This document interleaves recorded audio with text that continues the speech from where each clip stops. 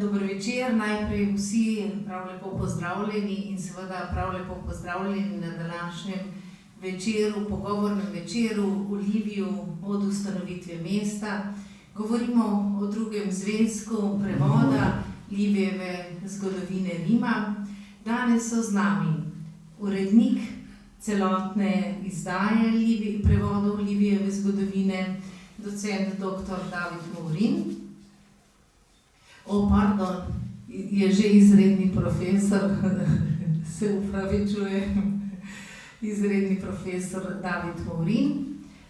Potem je z nami tudi prevajalec drugega zvezka,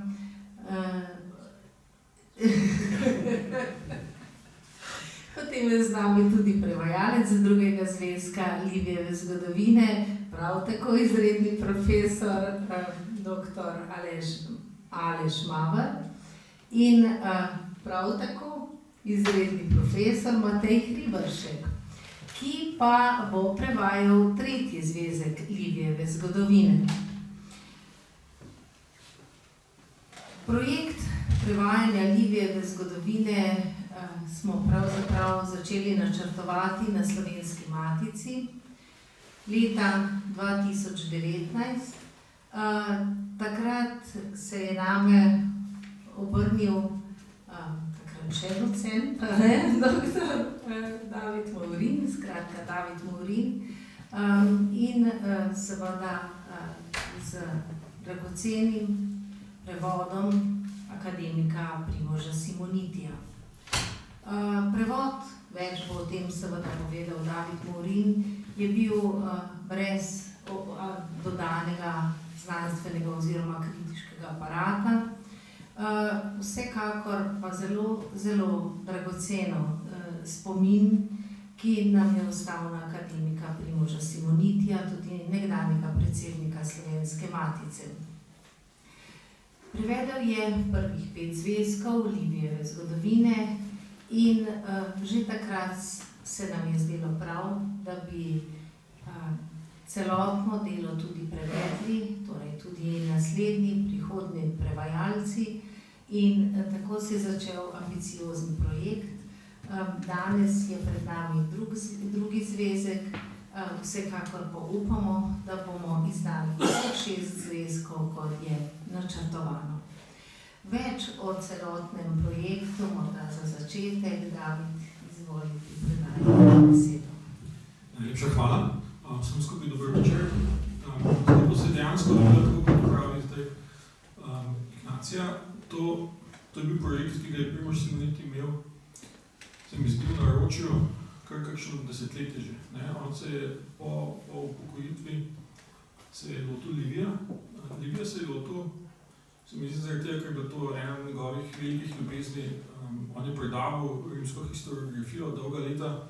To so bila fantastična predavanja.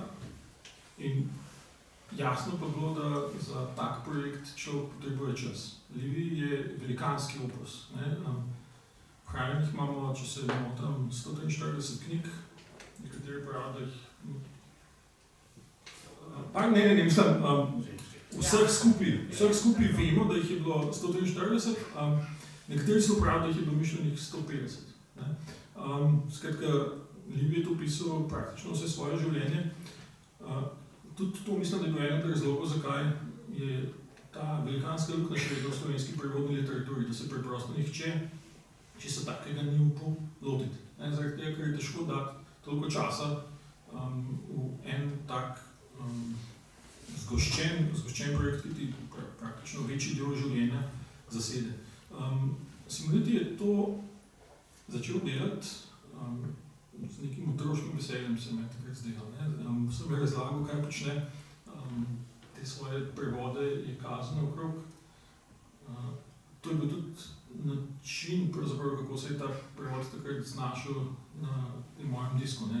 Enkrat smo diskutirali o njem, potem mi ga je pokazal, rekel, kaj pa tole, pa sva se pogovarjali o tem, kako bi se ga dalo opremiti, kaj bi se dalo narediti. Res tako srkal je ideje. Problem je bilo seveda zdravje. V neki točki je imel ta infarkt in takrat je ugotovil, da česa tako obsežnega seveda največ ne bomo več speljati. In se je čisto zavestno omejil. Ta njegov prevod je bil že kar nekaj let končan. Vem pa zaradi tega, ker je njegova hči, gospa Veronika Simoniti, dala njegovo strokovno knjižnico potem našemu oddelku. Podarila jo je Filozofski fakulteti in tam je z njegovo pisavo čisto na koncu, skratka prve peterke, datum zapisan. Mislim, da tam enkrat, pozabil sem točno kateri mesec, ampak že 2014 se mi zdi. Potem je ta prevod brusil. In je res vrhunsko izmojstril. Praktično ni stvari, ki bi jo bilo treba, kar se prevoda tiče, se mi zdi v tem tekstu sploh spreminjati. Bil je pa jasno problem v tem, da je bil to samo prevod. In tukaj so se pravo vprašanje šele začela. Jaz moram reči, da sem res hvaležen Matici. Takrat je v hipu, ko se je pokazalo, da ta prevod obstaja, in Matica je to bomo pa mi objavili v spomin na Primoža Simonitija. Potem smo se pa en čas spraševali, kako, pa kakšen bi bil primeren institucionalni okvir. In na neki točki je prišla ideja, da bi to mogoče naredili v sklopu teh zahtevnejših projektov na Jaku, ki so seveda blagoslov in pa hkrati past. Zaradi tega, ker imajo izrazito striktne časovne okvire. To so pa projekti, kjer mora biti hipotetično največ možno, da bi vse izdali na koncu teh 3 let, ampak se sploh nikoli ne upam pomisliti, kaj bi se zgodilo, če bi izbrali to pot. Tako da smo izbrali idejo, da bi vsako leto naredili eno peterko in moram reči, da zaenkrat imenitno deluje. Prva je bila Primoža, druga je zdaj Aleševa, tretja pa z nekaj sreče Matejeva konec leta.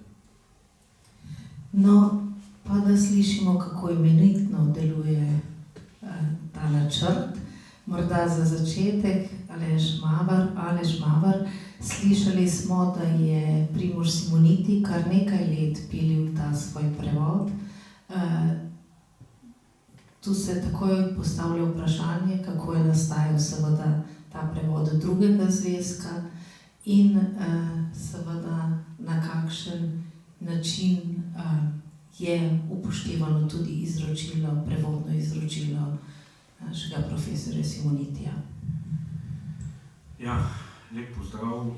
Na začetku moram povedati, da sreči mi nihče ni omenil te možnosti, da bi po 3 letih izdali vse skupaj, ker to pomeni, da bi se sam verjetno prevajanja resno lotil kakšna 2 meseca pred iztekom tega 3-letja. Tako da, dobro, da ste mi to zamolčali. Ja, na začetku moram povedati to, da najprej smo bili lani dogovorjeni, da oddam celoten prevod do 30. rožnika, torej leta gospodovega 2023. Do takrat sem uspešno prevedel približno slabih 20% besedila. Tako da o kakem velikem piljenju v tem primeru seveda ne more biti govora. Spomnim se, da smo tako ob spominjanju na profesorja Simonitija kot ob odhodu drugega velikega prevajalca, profesorja Gantarja, v okviru spominskih večerov velikokrat razpravljali ravno o tej želji stare generacije prevajalcev, da izpilijo, izmojstrijo svoje prevodne izdelke. In se mi je takrat mogoče včasih zdelo, ja, hudiča, pa kaj je tu toliko zapiliti, da nekaj prevedeš, pa potem po 5 letih še nekaj popravljaš. In že takrat je pravzaprav Matej nas postavil na realna tla, da kljub časti vrednosti takega pristopa živimo v nekih časih, ko pa naši generaciji zaradi kratkih rokov možnost tega piljenja sploh ni dana. In tu se seveda moram absolutno priznati, da za kakršnokoli brušenje ni bilo časa. Na koncu smo bili vsi veseli, da je vseh 5 knjig bilo prevedenih vsaj približno do nekega res skrajnega roka, ki je bil še sprejemljiv. Tukaj moram izreči seveda veliko zahvalo na mestu Davidu, kajti brez njegovega nalezljivega optimizma ta projekt sploh ne bi mogel uspeti. Zahvalil bi se pa tudi doktorici Ignaciji Fridl in pa urednici Zariki Snoj-Verbovšek, ki sta pa znali udariti z bičem ravno v tistem trenutku, ko je grozilo, da bi se človek ob tem, ko je bilo vendarle že nekaj narejenega, malo naslonil nazaj in si hotel malo oddahniti, kar bi pa seveda pomenilo, da ta projekt verjetno ne bi bil pravočasno zaključen. Druga stvar je pa duh ali velika senca akademika Simonitija, ki je spremljala ne samo Davida, kot smo slišali, ampak tudi mene pri prevajanju. Ta senca je bila v resnici v največji meri, kot sem že dopoldne rekel, povezana ravno s spominom na njegova odlična predavanja iz rimskega zgodovinopisja, deloma tudi iz uvoda v študij klasične filologije. In kot sem tudi že dopoldne rekel, mogoče se niso takrat, ko smo jih poslušali, zdela taka, ker so bila ob petkih po 12. uri in smo že z eno nogo bili na vlaku za Štajersko, vsaj jaz. Vendar se je potem čez leta pokazala njihova vrednost. Tukaj moramo omeniti 2 stvari. Seveda, da je sploh mogoče nekemu našemu sodobniku in pa tudi meni, čeprav sem študiral latinščino, vsaj približno vstopiti v svet, o katerem govori Livij, je bil bistvenega pomena Simonitijev res veličasten in izjemno empatičen prikaz pogrebnih običajev v Rimu. Tistega sprevoda s podobami prednikov, ki ga še danes tudi po, mislim, da od tega 26 let, kar sem to poslušal, praktično slišim Simonitijev glas. In to je ta svet, o katerem piše Livij. In brez čudovite sposobnosti profesorja Simonitija, da nam ta svet odpre, bi bil Livij tudi meni kot prevajalcu še bistveno bolj nedostopen, kot še vedno je. Druga stvar pa so potem posamezne scene iz Livijeve zgodovine, ki so prišle na vrsto v okviru teh predavanj o rimski historiografiji. In tukaj je ravno iz Pentade, ki sem jo potem čez 4. stoletja tudi sam imel čas prevajati, je taka zlasti epizoda o Titu Manliju Torquatu, ki da usmrtiti svojega sina, čeprav je v boju zmagal, a je pri tem prekršil njegov ukaz. Kot sem že dopoldne rekel, tisto, kar meni gotovo manjka, kar je pa še imel profesor Simoniti, je, da čeprav gotovo kot neoporečen humanist ni čutil navdušenja nad to drastično epizodo, jo je vendarle dojemal kot del antičnega sveta, neke antične etike, ki mu je pomenila vse na svetu.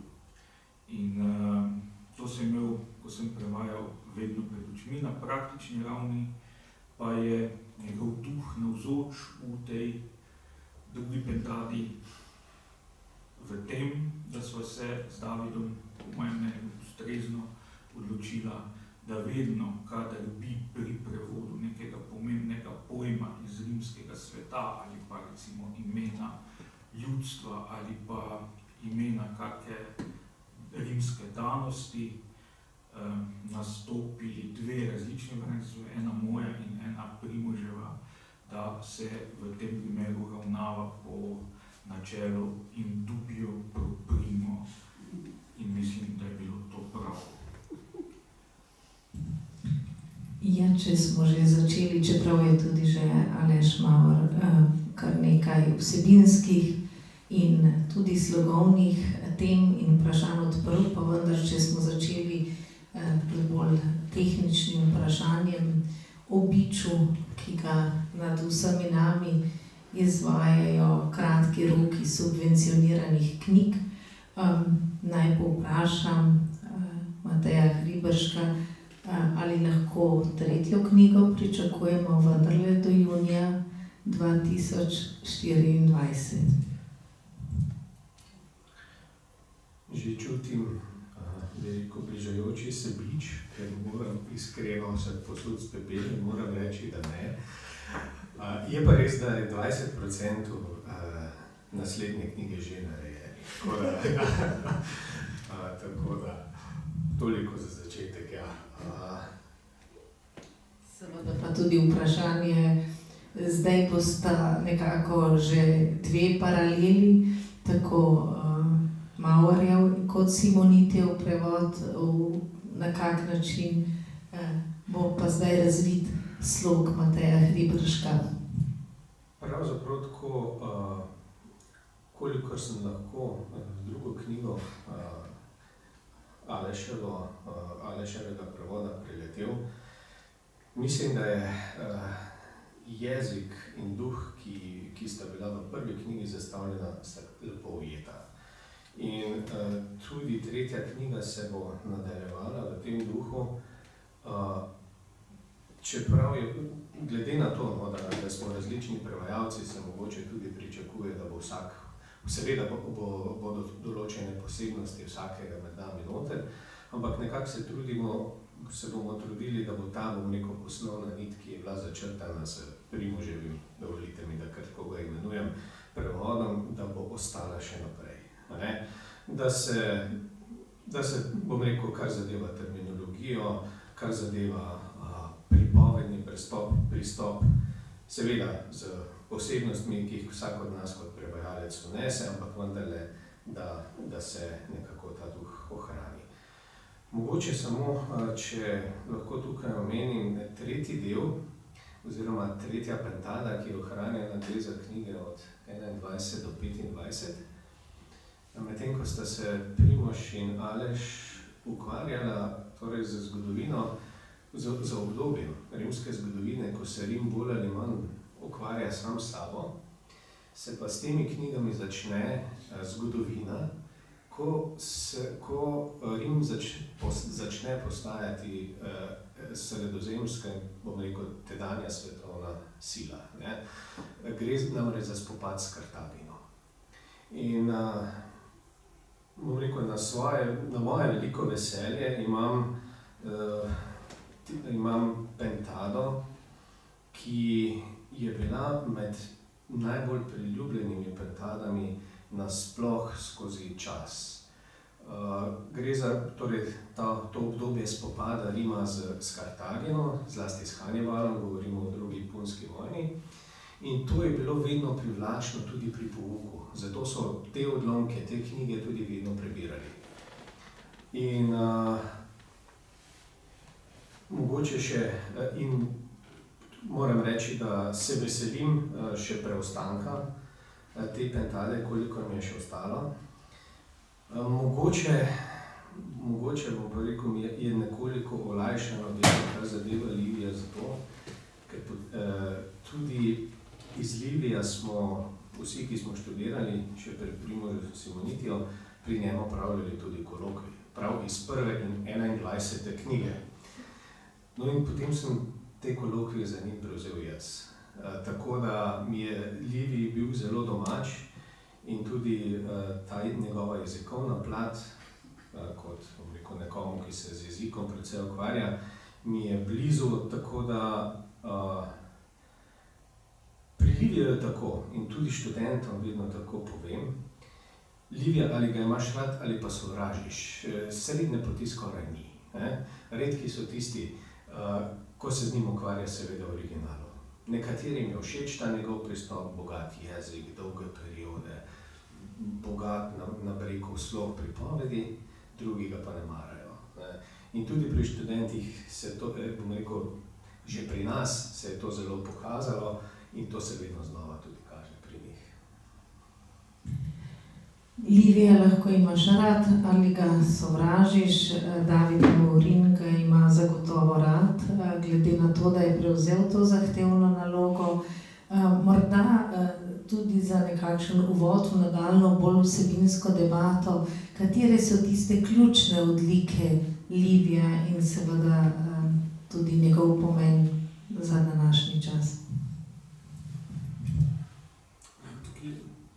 Tukaj bi največ lahko cel večer govorili samo o tem. Ena mojih ljubših zgodb iz antike je, kjer ko Plinij mlajši piše nekemu svojemu dopisovalcu, da če še ni slišal mogoče za tistega človeka, to je očitno stvar, ki se je v Rimu govorila, ki je prišel iz Gadov, skratka, to je danes čisto na koncu Španije, Cadiz, ki je prišel iz Gadov v Rim, samo zato, da bi videl Livija. In ko ga je videl, se je odpravil spet nazaj. To je bila edina njegova motivacija, iti čez cel takrat praktično znani svet. To nam da neko predstavo o tem, kakšna zvezda je on že v svojem času bil. Ena od stvari, ki mi pa mogoče še bolj pridejo na misel, je pa naš parlament. Naš, v narekovajih, naš bivši parlament, ne? Na Dunaju. Če se spomnite, tam, kjer je ta Ringstraße okrog mesta, je ta velika parlamentarna stavba, kjer so bili pred koliko in toliko leti naši poslanci tudi, ne? To je bil tudi naš prostor. In tam sta ob vhodu, z dveh strani se pride noter, in postavili so arhitekti, ljudje, ki so odločali na vrhu države v tej zgradbi, ob vhod 4 zgodovinarji.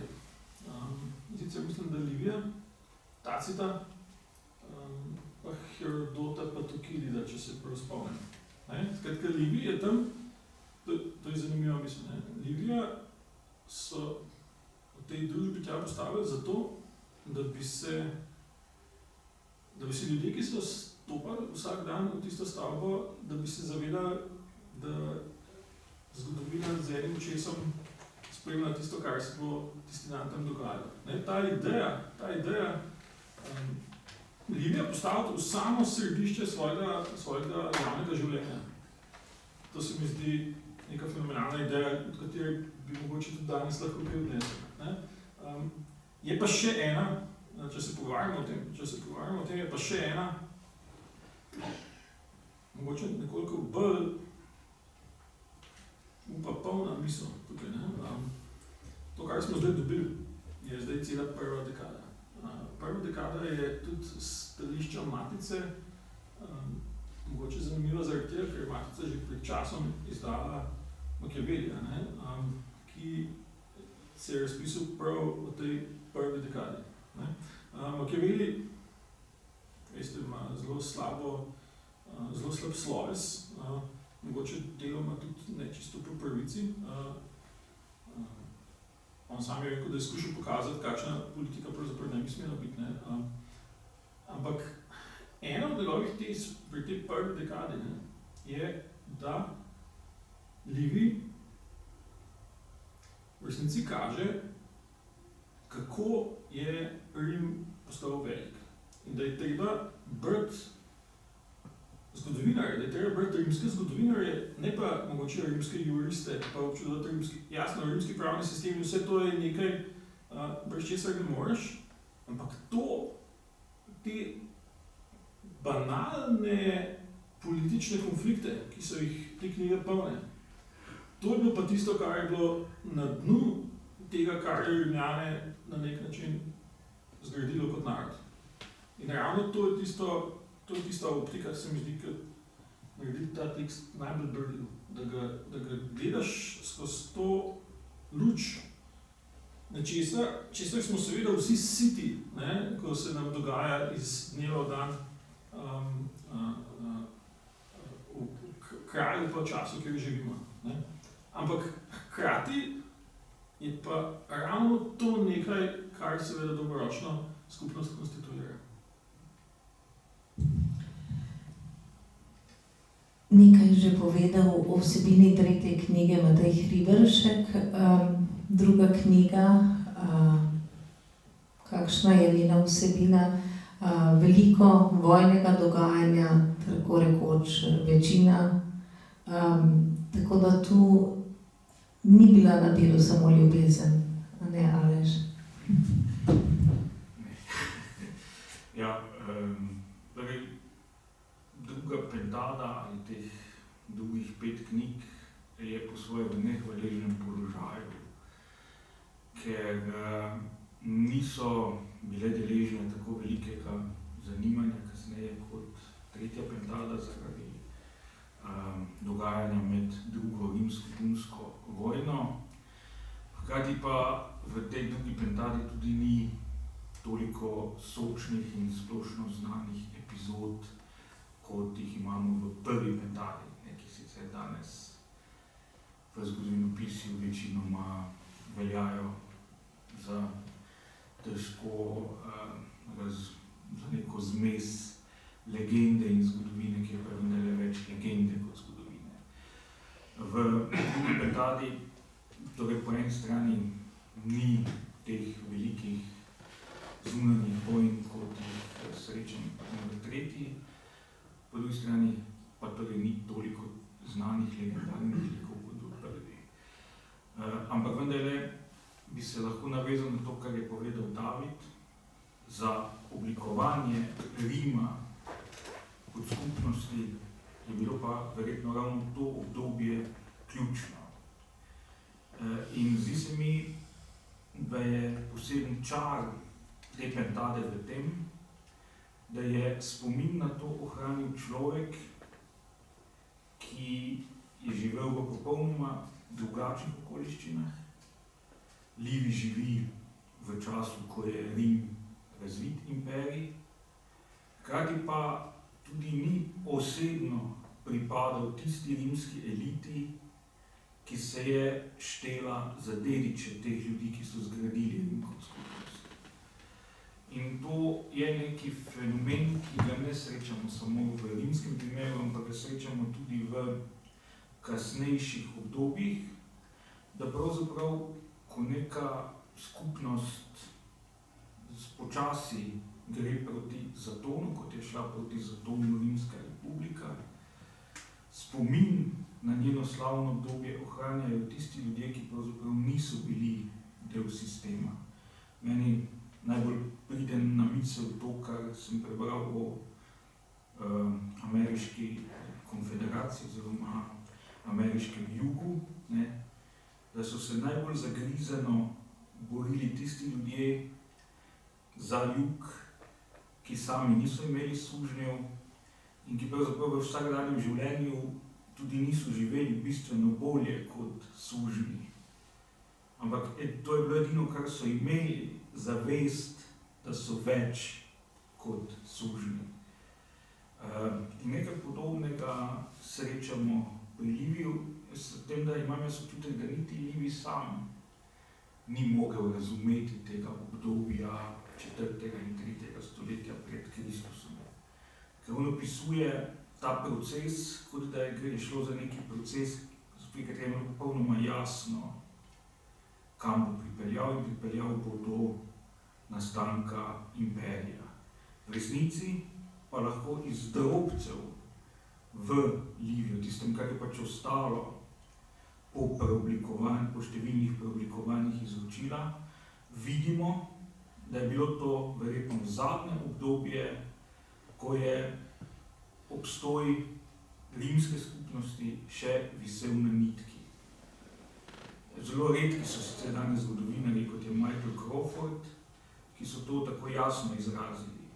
Torej, ni bilo nujno, da bi Rimljani združili Italijo, lahko bi jo združili tudi Samniti, kot jih pač imenuje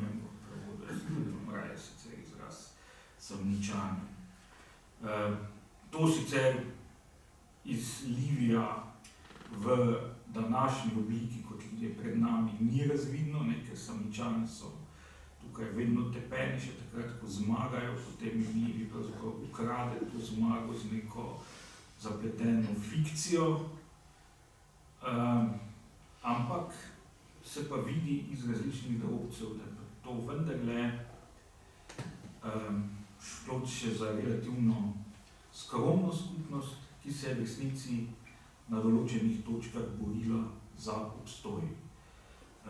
In to potem se tudi pojasni nasilnost odzivov, vsa ta pretiravanja v številkah, ker tega verjetno niti Livi ni več razumel, mi to še danes manj razumemo, ampak šlo je v teh spopadih, zares šlo je dejansko za to, ali bo ta skupnost obstala. In v tem je Livi dragocen, ker je kljub vsem pomanjkljivostim, kljub temu, da je med dogodki samim in njegovim časom 300 let, nam je pravzaprav edini, ki je na to obdobje ohranil otipljiv spomin.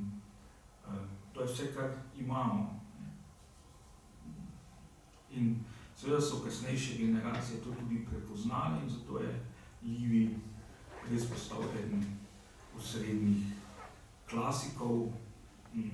Mogoče se pa zdaj na tem mestu ne bi izrekel, ali zdaj, ko sem z njim preživel več mesecev, sodim bolj med tiste, ki ga absolutno ljubijo, med tiste, ki ga absolutno ne marajo.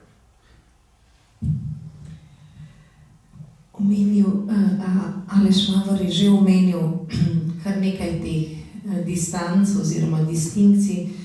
Že prva je že časovna distanca med Livijem kot zgodovinopiscem in časom, ki ga zlasti v tem drugem zvezku našem popisuje.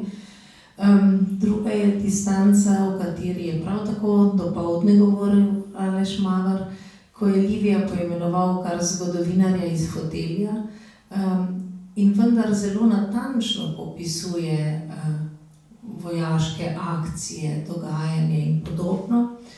In seveda se tu v duhu sodobnega zgodovinopisja, ki teži k faktografiji, natančnosti, nemudoma zastavlja vprašanje verodostojnosti njegovega zapisa, torej Livi med fikcijo, lastno interpretacijo in seveda viri, na katere se je opiral. Zdaj, kar zadeva samega Livija je tako, ne? Vedeti moramo, da imamo torej prva stvar o obdobju, v katerem piše, ne, tako kot je Aleš dejal, in obdobje, ki je opisano v prvi knjigi, v tej prvi pentadi in potem v drugi pentadi, pravzaprav res je, če odštejemo nekatere grške zgodovinarje ali poznejše zgodovinarje, je Livij tisti, ki nam največ o tem pove. Vsekakor je imel dostop do virov. Gotovo so mu bili na voljo vpogledi v arhiv in tako naprej. Ampak vedeti pa moramo pri njem kljub temu nekaj, ne, da je njegovo, torej pisanje njegovo zgodovinsko, kljub temu precej, bi rekel, fokusirano. Namreč Livij piše to svojo zgodovino v času Avgusta. In s to svojo zgodovino vstopa, oziroma je definitivno se krasno, bom rekel, integriral v ta Avgustov načrt, prenove Rima, in Livij je torej prav s temi opisi skušal dati tej veličini Avgustovega obdobja tudi neko zgodovinsko verodostojnost. In tukaj lahko tudi mirno rečemo, zdaj v tej prvi pentadi to morda ni tako vidno, v drugi je že nekoliko, ampak v tej pentadi, ki pa prihaja, oziroma ko se Rim spopada z zunanjimi sovražniki, je pa vedno precej izrazito vidno, da je pristranski. On opisuje tujce, opisuje Hannibala kot izjemno sposobnega in tako naprej. Ampak tako kot je Aleš dejal, ne, tako kot Samniti, čeprav zmagujejo so vedno grdi, pa tepeni, pa tako naprej, tudi vsi ostali, ne, zmaga tujcev, recimo Hannibalove vojske, to se pripisuje nesreči rimskega ljudstva. To ni poraz, to je nesreča rimskega ljudstva. Ne. On tako opisuje, ne, torej Rimljani imajo občasno tu pa tam nesrečo, ampak ko pa zmagujejo, to pa absolutno. Bogovi so na naši strani, mi smo najboljši in tako naprej. Ne. Tako da, kar zadeva, bom rekel, zgodovinsko resnico in zgodovinski pristop, ogromno podatkov nam ponuje. Ne. In je res pravzaprav edini avtor, na katerega se lahko za marsikaj opremo, zna pa biti izjemno pristranski. To je pa treba reči. Seveda pa njegov pomen ni samo pomen za politično zgodovino, torej zgodovino Rima, ampak tudi je seveda zelo dragocen vir neke zgodovine, Francozi bi rekli la vie quotidienne, torej vsakdanjega življenja. Pomemben je za zgodovino prava, recimo v 7. knjigi govori o spremembah zakonov, pomemben tudi za naše poznavanje recimo nekih umetniških panog. Tako na strani 89 recimo zapiše tudi tole v knjigi na strani 89. Čez nekaj let je bil Livij prvi, ki si je drznil preiti od satir in zgodbo vezati z vsebino. In sicer je bil sam izvajalec svojih pesmi, kakor tedaj vsi. Menda mu je, ker so ga pogosto klicali nazaj na oder, oslavel glas. Mišljen je seveda Livij Andronik. Kateri so tisti še taki dragoceni odlomki v tem drugem zvezku, ki so zelo pomembni za celovito poznavanje življenja Rimljanov in seveda tudi njihovega odnosa s starimi Grki, ki so takrat seveda še imeli pomembno vlogo.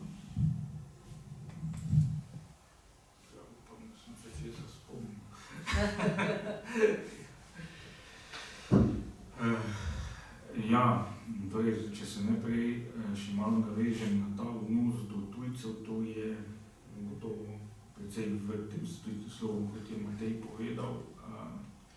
Čeprav se meni zdi predvsem, da skuša Livij ne toliko tujce prikazovati kot grde, vse v drugi pentadi, ampak preprosto zanj niso pomembni in niso zanimivi, se pravi, jim skuša dati pa čim manjši pomen. Tako da bi zelo težko recimo na podlagi Livija kaj pametnega napisali o drugih prebivalcih Italije, o Rimljanih. Potem seveda v ta sklop sodi morda zelo najbolj znani odlomek iz Livijeve zgodovine v drugi pentadi, to je seveda njegovo ukvarjanje z if history v trenutku, ko sicer nekoliko narobe časovno umesti Aleksandra Velikega v rimsko zgodovino, ampak vendarle si zastavi vprašanje, kaj bi bilo, če bi se Rimljani spopadli z Aleksandrom Velikim. Kdo bi v tem primeru zmagal? Njegov odgovor je glede na to, kar so prej povedala z Matejem, seveda na tlani, zmagali bi Rimljani.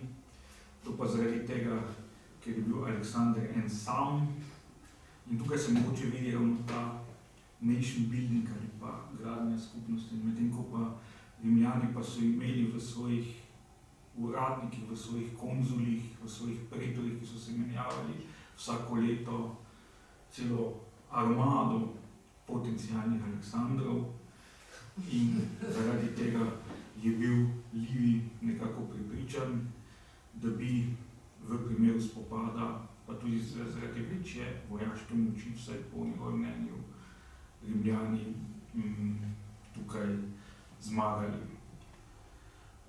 Potem opisuje deloma seveda tudi rimske stike, trke in tudi že osvojitve nekaterih grških naselbin v južni Italiji, recimo Neaplja, in pa tudi nekatere zgodne spopade z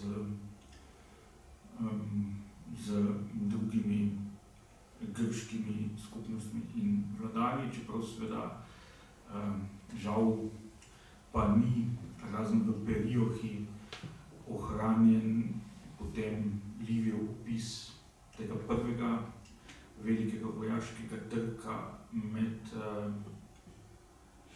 Rimljani in helenističnim svetom, to je trk s kraljem Pirom, ki ga pa sicer tudi srečamo v tej knjigi, vendar samo kot rečeno v povzetku.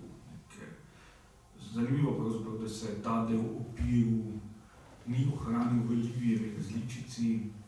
Za nekatere odlomke je pravzaprav težko reči, zakaj se prepisovalci niso odločili, da bi jih ohranjali.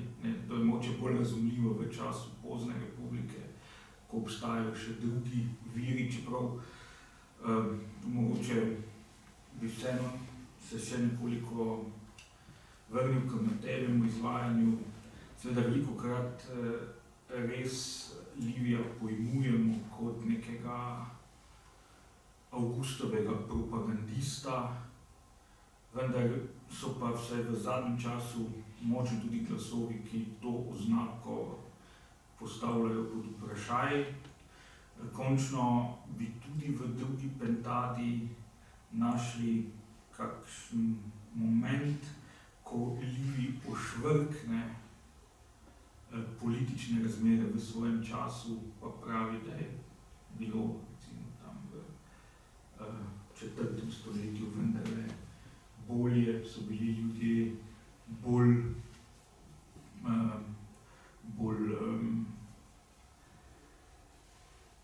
dostojni in pa tudi bolj operativni kot pa v sodobnem. Pa taka mesta so res relativno redka in če pogledamo celoto, bi lahko seveda rekli, da skuša nekako dati zgodovinsko podlago tudi Avgustovemu principatu. Ampak škoda je, da se pa ravno zadnje obdobje pred Oktavianom v njegovi verziji ni ohranilo, ker bi potem bila seveda sodba o tem veliko lažja.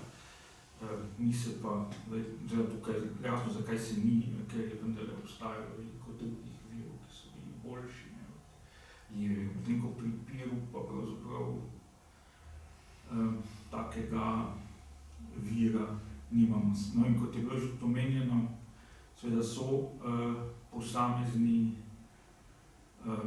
elementi vsakdanjega življenja, ki jih srečamo tudi v drugi pentadi, predvsem pa imamo tudi številne namige ali pa Livijeve razlage nastanka nekaterih rimskih verskih kultov in rimskih verskih praks, kjer se pa tudi kaže pravzaprav določena Livijeva konzervativnost, saj načeloma, kot je bilo tudi običajno, v svetu rimskih kultov tisto, kar je bilo prej, tisto, kar je bilo starejše, pač šteje za boljše.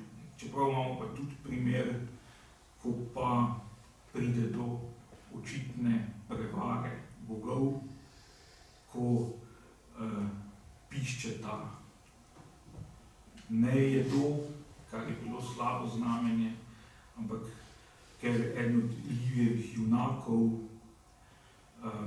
navija za to, da bi bila bitka potem pretenta bogove, fejka obred, ampak Livij ga za to ne graja. Tako da je tudi ta konzervativnost na nekaterih mestih relativna. Predvsem pa res je tudi zato, da je to v resnici bil verjetno že kar zgodaj rimski odnos do bogov, do verskih kultov, ki ga je paradoksno povzel nekoliko mlajši Polibi, ki sicer na enem mestu pravi, da so Rimljani bolj pobožni od bogov samih, na drugem mestu pa govori o tem, da pravzaprav višji rimski sloji uporabljajo verske kulte samo kot sredstvo za to, da držijo v strahu nižje sloje, medtem ko sami pravzaprav imajo do bogov zelo zadržan odnos. In to se tudi na nekaterih stranih Livije zgodovine vidi. Mogoče bi tukaj samo še eno zelo na kratko stvar dodal. Knjige od 11 do 20 v Livijevem korpusu niso ohranjene. To so recimo knjige, ki nam opisujejo obdobje, ko se še dejansko, kot je rekel Aleš, Rim formira, notranje formira kot država, in to je obdobje, ko stopa v intenziven konflikt že s tujimi silami. Prva punska vojna, torej soočenje s epirskim kraljem Pirom, in potem to obdobje manjka. In to obdobje je ohranjeno samo v teh kratkih povzetkih, iz katerih izvemo zgolj, osnovne podatke, kaj je v teh knjigah pisalo. In ko preidemo to, če odmislimo potem to Pentado, se potem z 21. knjigo, znajdemo sredi druge punske vojne. In tam se potem zgodba nadaljuje, tako da bi bilo zelo zanimivo videti, kakšen je bil pogled tudi na to obdobje formiranja, od prehoda od neke razmeroma lokalne sile proti večji, vele sili tistega časa. No, to se recimo meni tega zanimivo, da ravno Pir in pa prva rimsko-punska vojna manjkata. No, recimo za prvo rimsko-punsko vojno je res Polibi neki zelo uporabni vir, medtem ko za kralja Pira pa nenavadna ta odločitev, da se ta del ne ohrani. Ja, David, nekaj smo že slišali o Pirijah. Kakšna je njihova vrednost, pomen za celovito poznavanje seveda tudi dela? Tukaj zdaj prihajamo do dobesedno osrednjega filološkega problema. Tukaj imamo neko gigantsko delo. Smo rekli 143 knjig, morda celo v izhodišču zamišljenih 150, ohranjenih pa 35. Pripis je bil enostavno tako drag projekt, da so ga marsikdaj zelo selektivno izpeljevali in so se zadovoljili s temi povzetki, ki jih pa imamo ohranjene. Ampak to, kar ste rekli, je seveda sveta resnica. Dobimo približno predstavo, ampak to ni to.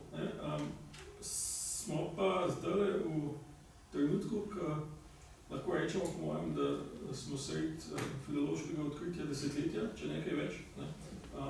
Prejšnji teden je prišla novica, da so v okviru projekta, ki mu rečejo Izziv Vezuva, uspeli prvič prebrati resen pasus iz zoglenelih zvitkov iz Herkulanija. To je neka vila, če mogoče čisto na kratko urušim, je neka vila, ki so jo izkopali že, se mi zdi, 1752, takrat enkrat, v Herkulaniju. Takrat so lovili primarno zaklade, to so sami začetki arheologije. Tam so našli nekaj par zoglenelih stvari, ki sploh niso vedeli, kaj bi bile, in prvo, kar so ti lovci na zaklade počeli, je, da so si majhen pogreli od njih, zato ker so bili pripričani, da je to oglje. Potem je pa en ugotovil, da kar razpade, da je tam nekaj še noter, in so šli pokazati tistemu kralju, neapeljskemu, ki je to financiral, in so ugotovili, da so to svitki, ki se jih je ohranili, s katerimi so delali na različne grozovite načine. Mislim, da prvi jih je kar preprosto prerizel, pa tam neki šušmarjo, pa sploh ni znal grško brati. Potem so z nekimi kemikalijami to počeli. Našli so jih po ogromno, 1800. V različnih stopnjah ohranjenosti in so jih potem razvijali skozi stoletja. Nekateri so bili pa tako strahovito poškodovani, da jih niso mogli razviti. ne, ker je bilo jasno, da bo šla stvar samo še v pepel, če bojo karkoli. In tega mislim, da je tam tako 600 svitkov. Precejšnja številka. Problem je v tem dve stvari sta. To je bila orjaška vila. Ne? To je bila vila, za katero mislijo z precejšnjo verjetnostjo, da je pripadala Cezarjevemu tastu, da si predstavljate. Pisonu, ki je bil v neki točki konzul. Predstavljate si, to je bila vila na, mislim, da 3000 kvadratnih metrih površine. Samo tlorisa. Kar pomeni nepojemljivo velika stvar, ki je nimamo cele izkopane. In tisto, kar smo pa razvili od teh zvitkov, pa v glavnem pripada grškemu epikurejskemu filozofu Filodenu. Tako da, izredno ljudje, ki se s temi stvarmi ukvarjajo, so precej pripričani, da to ni bila glavna knjižnica v tej stavbi. In da se verjetno glavna knjižnica skriva nekje v tistem koncu, ki še ni izkopan, kar je resen problem, ker ljudje zdaj živijo na vrhu tistega in so izredno naklonjeni temu, da se bo tam kopalo k njimi, ampak v neki točki se verjetno, to so zdaj ugibanja, ampak resni raziskovalci so prepričani, da so tam še 1000 zvitkov zakopani. Kar pomeni, da zdaj, ko smo, to je bil zdaj da ne bom povedal, ne, sjajen ameriški projekt, s katerim so prišli do tega, da so to zdaj uspeli prebrati. Kar pomeni, da bo v kratkem času bomo dobili še 600 knjig, pa potem v majhen bolj dobetem času morda še 1000 knjig. In jaz sem precej pripričan, da od teh 135 manjkajočih knjig, ki nam pardon, 107, 35, matematika. 35 jih imamo, 107 nam jih pa manjka. In od teh 107 knjig se s precejšnjo verjetnostjo bomo še mi v našem času naših življenj srečali. Tako da ta zgodba še ni končana. Tukaj bi še mogoče nekaj povedal, kar se mi zdi dejansko dodana vrednost tako prve kot druge knjige. Ko boste odprli knjigo in na začetku imate kazalo vsebine in vzporednih mest. In to je zasluga glavnega urednika, namreč, da je vsak naslov vsakega poglavja ali dela poglavja je opremljen tudi z nakazilom odlomkov pri drugih antičnih zgodovinarjih in piscih, ki govorijo, ki pišejo o tej tematiki. Tako da je pravzaprav kazalo vsebine tudi, bom rekel, ena dobra strokovna referenca za vsakega, ki se bo znanstveno ali strokovno ukvarjal z livjem besedilom in bo iskal sporednice ali besedila, ki govorijo o posameznih tematikah. No, če govorimo ravno o teh mednaslovih, to je bila neke vrste intervencija Davida Morina, ni jih bilo niti v prevodu akademika Simonite in bili smo v precejšnji dilemi. Zakaj ta odločitev? Livij je seveda pisal na način, kot so se takrat knjige pisali. Skratka, to je bil tekst, če smo pošteni, v teh zvitkih ni niti ločil, niti presledkov med besedami, tako da če bi šli na čisto avtentično podobo, sem pripričan, da bi mogoče število kupcev tega prevoda največ, prešteli z eno roko.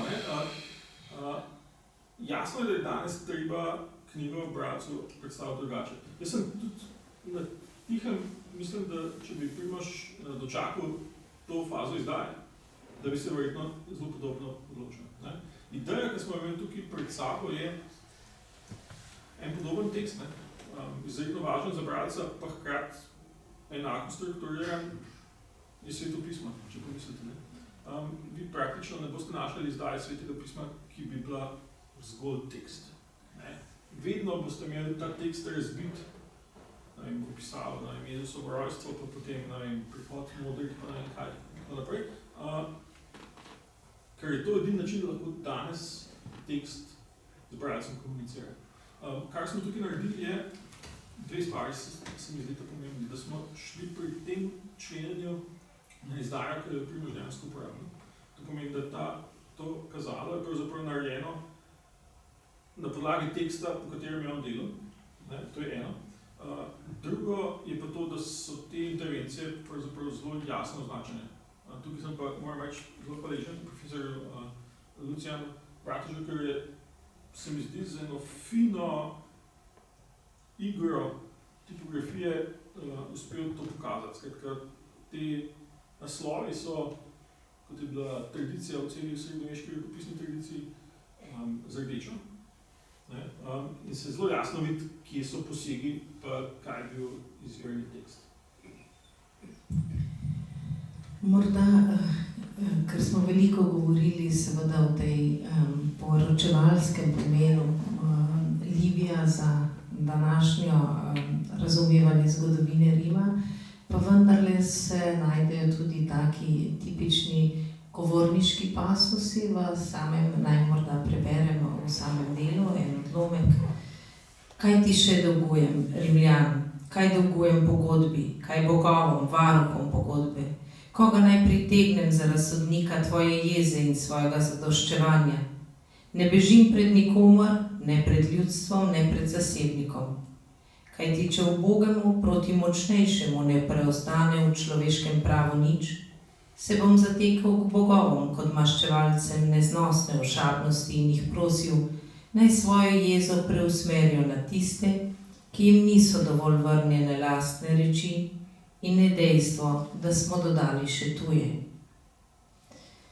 Njihovega divjanja niso zadovoljili ne smrt krivcev, ne izročitev negibnih teles, ne premoženje, ki je sledilo svojemu izročenemu gospodarju. Ne bi jih bilo mogoče potolažiti drugače, kakor da bi jim omogočili prelivanje svoje krvi in mesarjenje svojega drobovja. Samniti, vojna je pravična, če je nujna, in orožje je za tiste, ki razen v njem nimajo nobenega upanja, posvečeno. Ker je pri človeških podvigih silno pomembno, ali se godijo ob naklonjenosti ali proti volji bogov, bodite zato prepričani, da ste se v prejšnjih vojnah borili bolj proti bogovom kot proti ljudem, da pa boste to vojno bili, kakor bi vas vodili bogovi sami. Tako govori poveljnik Gaj Ponci v vojni Samniti. Koliko pa so taki seveda odlomki dragoceni tudi za neko poznavanje oziroma primerjavo z govorništvom časa, ki ga pravzaprav Livij v tem drugem zvezku popisuje.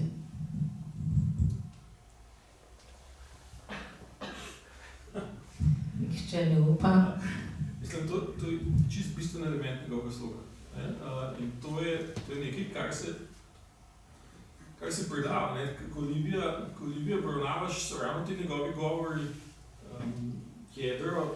To, kako so ti govori strukturirani, je del celotne zgodbe. In en najbolj simpatičnih spominov, ki jih imam na, če se spomnite, te tri knjige, ki jih je profesor Gantar napisal v svojem življenju. Autobiografske. Slovenski matici. Pri matici, absolutno. Mislim, da je bilo prvi naslov Utrnki ugaslih sanj. In Gantar ves čas piše zgodovino na isti način. Skratka, on je jasno rasel v teh tekstih in njemu se zdi, nikoli ga nisem vprašal, ampak neko se mi zdi samoumevnosti je posegel po istih formativnih orodjih, kot jih je bral pri svojih ljubih avtorjih. Za današnjega bralca, ki pa ne ve, kakšna je ta povezava, zna biti pa to nekoliko presenečenje. Gantar tam naredi narekovaje, danes, če so narekovaji, smo mi navajeni, da to potem pomeni, da je bilo besedo za besedo, tako kot je bilo napisano. In ne morem pozabiti ene recenzije, to je bilo tam okoli 2007 ali kaj takega, so te Utrinki ugasli sami izšli prvič.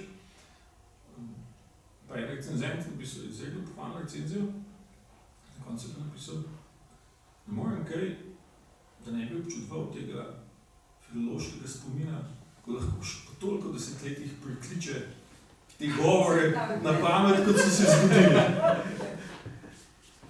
Če smem mogoče se pri Lidiju, torej govori so res tak bistveni del tudi pozneje, v poznejših knjigah. In pri njem imaš vedno, se mi poraja enako občutek, kot ga je za govore oziroma za vključevanje govorov zapisal Tukidid. Tukidid je nekje zapisal, da on govore zapisuje ne tako, kot so jih posamezniki res govorili, ampak tako, kot se njemu zdi, da bi v danem trenutku posamezniki morali nekaj povedati.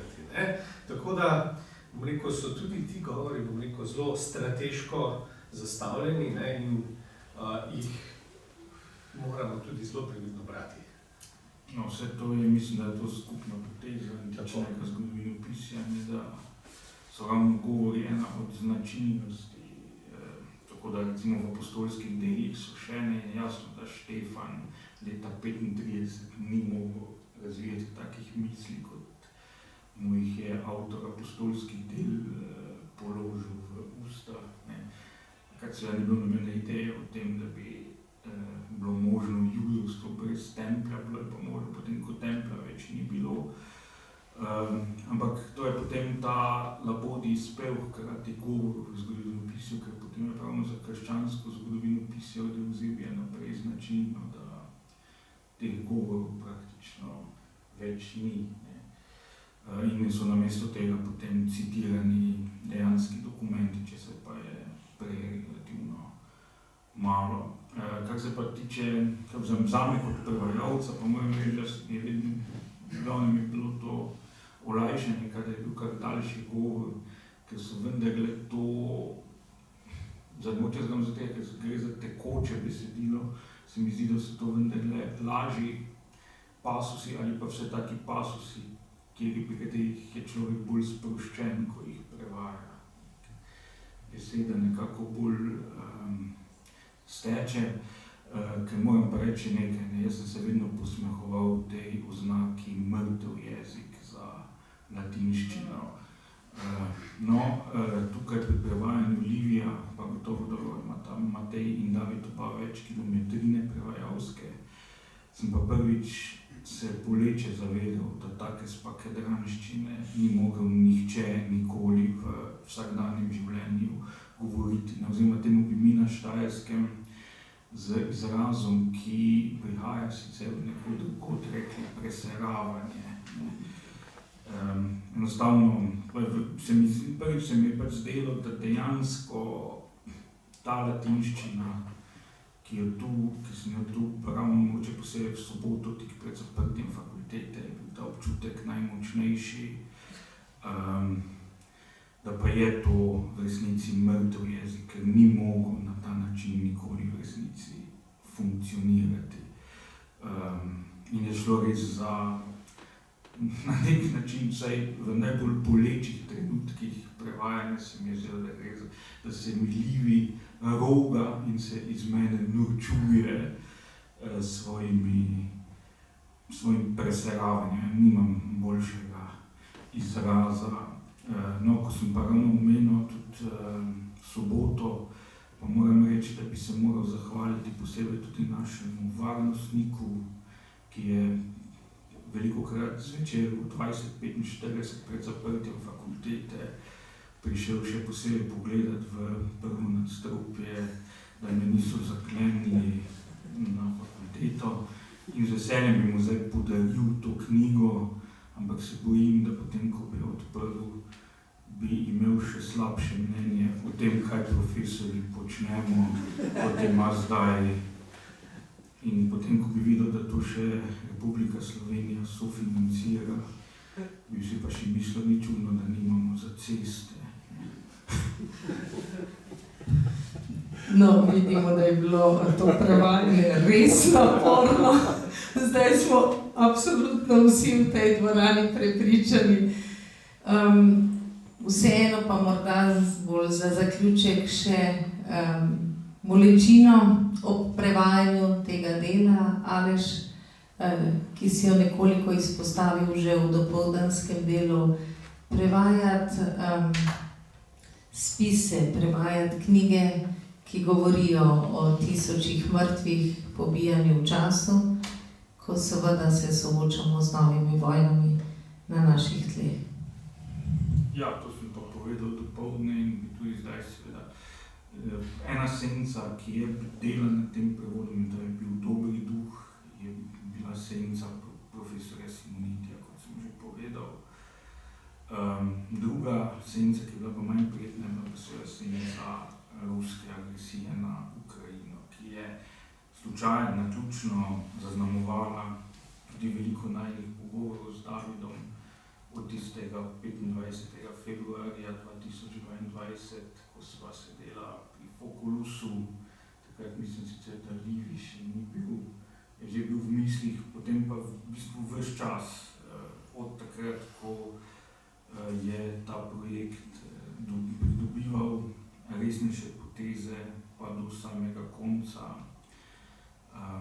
je v resnici ena stvar, ki je mogoče naredila neki prepad med Livijem in menoj, bilo ravno to razmišljanje, da Livi na neki način, kot smo tudi že slišali, ne poveličuje ravno neki imperializem, ki pa je bil v teh mesecih, ko sem jaz to prevajal, konkretno na delu. In ravno zato je bilo toliko pomembno, da sem ozavestil tisto, kar pa vendarle ta druga pentada ne govori o takšnem tipu vojne ali vojni. Govori o nekem arhaičnem času, ki je nam popolnoma nedostopen, ko je v resnici bila uporaba nasilja še namenjena boju za preživetje in za ohranitev temeljnih virov za preživetje. In mislim, da je v tem še enkrat bi poudaril vrednost te druge pentade, čeprav še enkrat niti Livi do tega časa ni imel več dostopa. In je treba to razsežnost razbrati iz nekaterih drobcev. Ena stvar, kjer se seveda vidi ta že razviti rimski imperij, ki pa vendarle nas povezuje tudi z našim današnjim časom, pa je, da vsakič, ko se pojavi neka motnja na obzorju, v Rimu zavlada strahotna panika in že takoj na vrat na nos izberejo diktatorja. Mislim, da pa tu je pa bolj govoril neki Livijev lastni čas, ki ni več vajen te neposredne nevarnosti. In mislim, da je to nekako značilno tudi za našo današnjo družbo, da že vsaka motnja povzroči strahotno paniko in že začnemo govoriti o koncu sveta.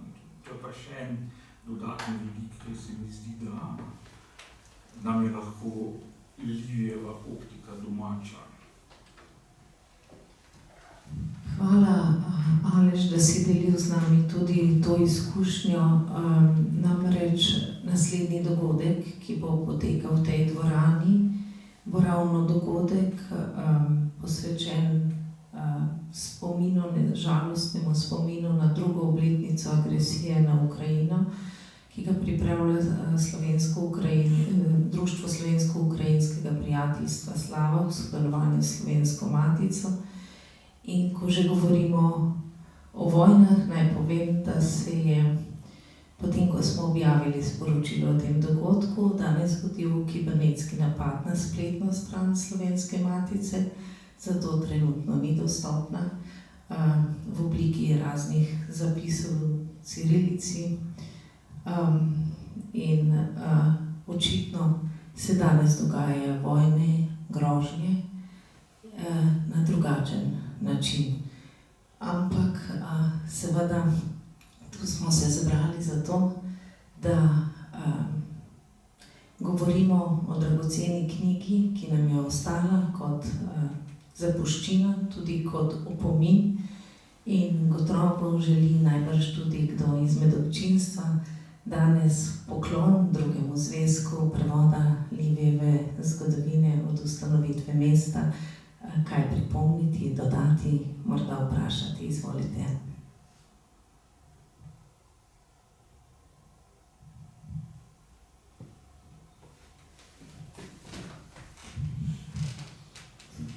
Čestitke najprej seveda Alešu za prevod, potem pa tudi Davidu za uredniško delo, ker je jasno, da je urejanje takšne knjige izreden zalogaj.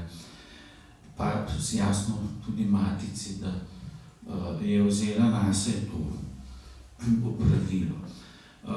Na misel mi je prišlo večkrat, ne zdaj prvi smo v Liviju, zakaj pravzaprav toliko klasičnih del, latinskih zlasti, v bistvu ni bilo prevedenih prej. Verjetno zato ne, ker dokler so obstajale klasične gimnazije, so bile ta dela pač lektira v šolah in so jih pač prebirali dijaki v šolah in so jih znali marsikatere pasuse tudi na pamet, tako da ni bilo v bistvu v kulturnem prostoru potrebe po njihovem prevajanju. No, to se pa seveda drastično je spremenilo in se spreminja. In tako kot je v primeru Cicerona, no, ki je sploh tak šolski avtor, Katja Sohen je v bistvu tudi pri Liviju podobno. Tako da je to prav gotovo v tej spremenjeni situaciji izredno pomembno kulturno opravilo, da se bo pač to lahko bralo, kolikor se pač bo bralo, kolikor se bo bralo v slovenščini, to je seveda še drugo vprašanje. Sicer pa David napoveduje v neoddaljenem času že nove projekte na Jaku in nove pentade, ki jih bodo dešifrirali iz zoglenelih svitkov. To bi bilo krasno, sicer bi bil zelo, torej ne moram čist verjeti, da bo to tako zelo hitro šlo. Seveda tam v Neaplju je bila neapeljska epikurejska šola, druščina, da so našli predvsem veliko Filoremovih stvari iz njegove knjižnice in tudi njegovih spisov, ne, morda pa seveda se najde tudi kaj drugega. To bi bilo krasno. Ja, še enkrat hvala, no, pravzaprav vsem za to, ker bomo vsi uživali. Ja, mogoče samo še to, no, zares zanimiva pripomba glede govorov, ki so tako pomembno sestavni del vseh velikih, pomembnih, antičnih, zgodovinskih del. Tukidid, kaj to je 4, skoraj 500 let prej, ne, je točno tako, kot si Matej povedal, uvedel metodično v 21. poglavju prve knjige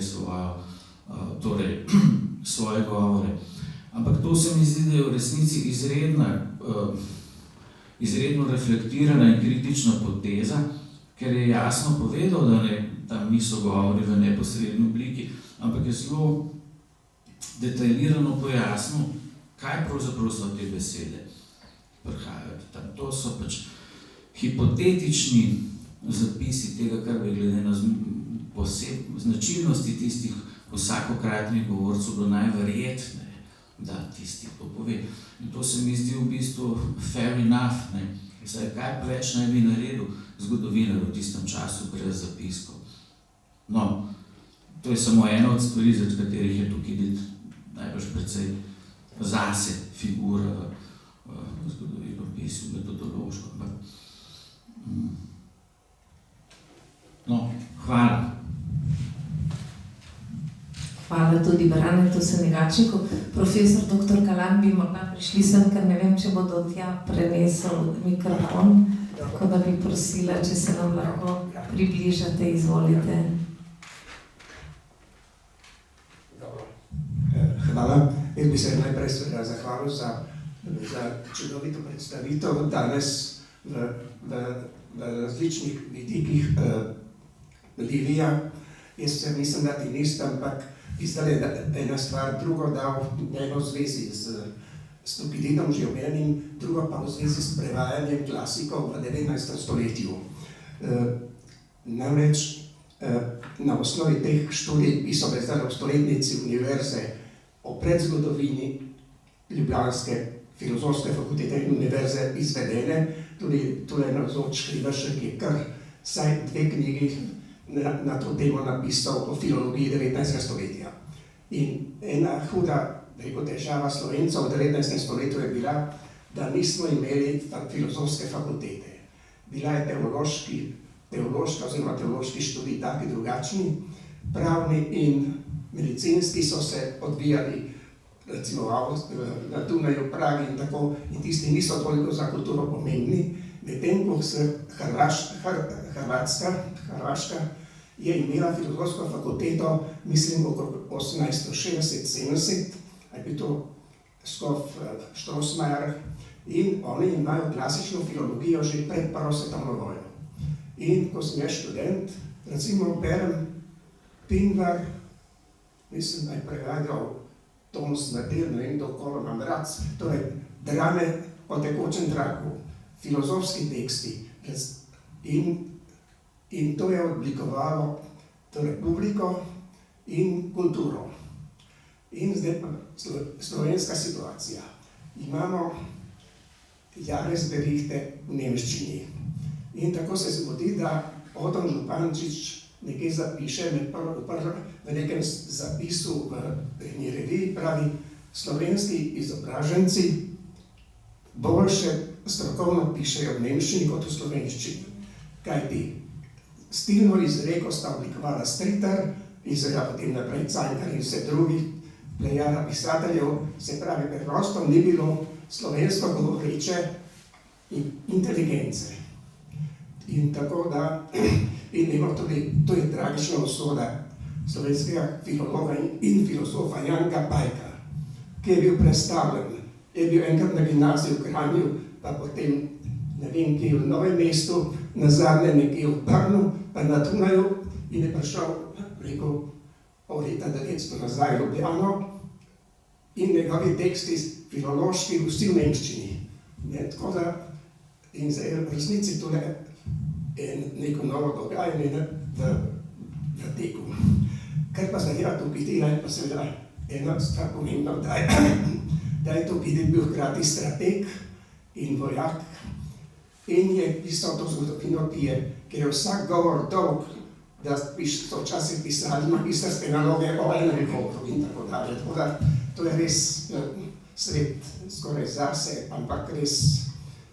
In tudi filozofi, kot je Hume in Kant, pravijo, prva knjiga Tukidida je začetek strokovne zgodovine, tako da to je skoraj, da rekel, sensus communis v tej zadevi, no samo to. Ampak še enkrat hvala za tole predstavitev. Hvala, profesor dr. Kalan, morda še kdo? Mogoče samo kot dopolnilo profesorju Kalanu, res je, Tukidid, strateg, vojak, vpet v politično dogajanje, na drugi strani imamo pa tu Livija. Ne vemo, da bi imel kakršnokoli vojaško kariero, sploh ne vemo o tem, da bi imel kakršnokoli politično kariero. Skratka, nek, bomo rekel, umirjen privatnik, zasebnik, se pravi, ki se je lotil zgodovine. Pravzaprav niti ne vemo točno, zakaj se je lotil takšnega podviga. Skratka, bomo rekel, dva popolnoma različna tipa piscev oziroma s popolnoma drugačnim političnim ozadjem in predvsem pa kariernim ozadjem. In tudi, kolikor vemo o Liviju, te vojaške izkušnje ali politične izkušnje tudi ni imel. Ker tako kot je na lansko leto na predstavitvi Glavi dejal, če razporedimo teh 150 knjig po letih, jaz se je samo pisal, vse na leto po 3-4 knjige moral objaviti, ne? Tako da samo kot en medklic. Ja, no, jaz pa morda samo to vedeti tukaj dela. Ena stran je, kar se da razbrati iz Dionina Laertskega in sicer, se pravi, tukaj videti, ker je v neki intervenciji ni uspel izpolniti pričakovanja Atencov, je bil pregnan, se pravi, po 7. letu vojne približno, in umrl je najbrž kot žrtev umora, Ksenofon, kot veste, nadaljeval, Helenika, in Dionin Laertski poroča, da je edicijo najbrž preskrbela njegova hči. In potem italijanski avtor, Tucídides življenjepisov, to je ena knjiga novejša, pravi, da je potem verjetno Ksenofon prevzel nadaljevanje, medtem ko pravi, zakaj pa je hči prevzela edicijo, zato ker je njegov sin tudi padel. Skratka, to je bila kruta vojna, za katero je Dionizij Halikarnaški rekel, boljše, da ne bi bila napisana, ker je na samo nesreča. Se pravi, to je to videti. Če smem samo, o tem smo tudi že nekaj govorili, v tem je vesela Livi blizu, ker jaz tudi sem samo navdušeno spremljal do ukrajinske vojne od daleč, pa ponavadi sem vedno imel svoje mnenje in sem včasih celo navijal za kako stran. Ampak je se vidi iz Livijevega pisanja, vendar je ta neka neomajna vera v Rim, prepričanje, da je Rim pač neko središče, neki popek sveta. In to se je v zgodovini velikokrat, kot sem tudi že omenil, izkazalo kot zadostna motivacija za take podvige. Sej seveda, ko smo prej govorili o odlomkih, ki so morda pomembnejši, eno od takih odlomkov, zlasti za vojaške zgodovinarje, je njegov opis rimske vojaške tehnike oziroma strukture legije pred oziroma sredi tako imenovane druge vojne z Latinci. In sam seveda nimam pojma o finesah, zato težko kaj o tem rečem, ampak vojaški zgodovinarji so našli v tem opisu cel kup pomanjkljivosti in napak. Kljub temu pa je to opis, ki ga uporabljamo pri vseh prikazih delovanja rimske legije, ker je to pač edini za to obdobje, ki ga imamo. To, kar je pa Brane izpostavil, se mi pa tudi zanimivo. Gotovo je to, kar je profesor Kalan rekel, da to hrvaško izločilo pa vloga latinščine tudi končno v javnem življenju in seveda poučevanje v hrvaščini, to so gotovo pomembni momenti. Je pa res zanimiva ta korelacija med avtorji, ki so najbolj kanonizirani oziroma del šolske lektire, oziroma obratno so razmerje med njihovo vlogo v šolskem kurikulu in njihovim prevajanjem v slovenščino. Se končno Ciceron je dokaj pozno prišel na vrsto za prevajanje. Cezar, koliko vem, tudi leta 1960 približno, tako da mogoče z tega vidika tam to umanjkanje prevoda Livija ni presenetljivo glede na tempo in način prevajanja. In jasno je tudi to, da je bilo treba verjetno v prvi fazi reševati grške klasike, ker izgon grščine iz slovenskega šolskega sistema je bil pa praktično od 50-ih let naprej popoln. Ja, hvala. Bili smo kar izčrpni. David je morda imenitno povedal, kako se je tudi akademik profesor Gantar formiral ob teh besedilih. Seveda je tudi ta prevod poziv za vse nas, da se da jih ne samo beremo, ampak da se ob njih oblikujemo, tudi s kritično distanco, seveda, do bojev, do imperialnih misli in realizacij, ki jih popisujejo, in seveda tudi s poznanjem, kako sta grščina in latinščina zaradi svoje izredne strukturiranosti jezika ne samo tisti, ki nam omogočata znanje nekega novega jezika, ampak tudi strukturirata na drugačen način naše mišljenje, in zato bi bili v izobraževalnem sistemu še kako nujni. In rečemo nasvidenje do prihodnjega leta, ko bomo zagotovo v tej dvorani predstavljali 3. zvezek, prevajalec nam zagotavlja, da ga zagotovo bomo, in seveda nasvidenje do 24. februarja ob 17. uri, ko bomo z literarnim večerom in spominom na v vojni preminule ukrajinske pisatelje poskušali dati svoj krik in svoj ne ruski agresiji na Ukrajino. Hvala vsem, ki ste prišli, in lep večer še naprej.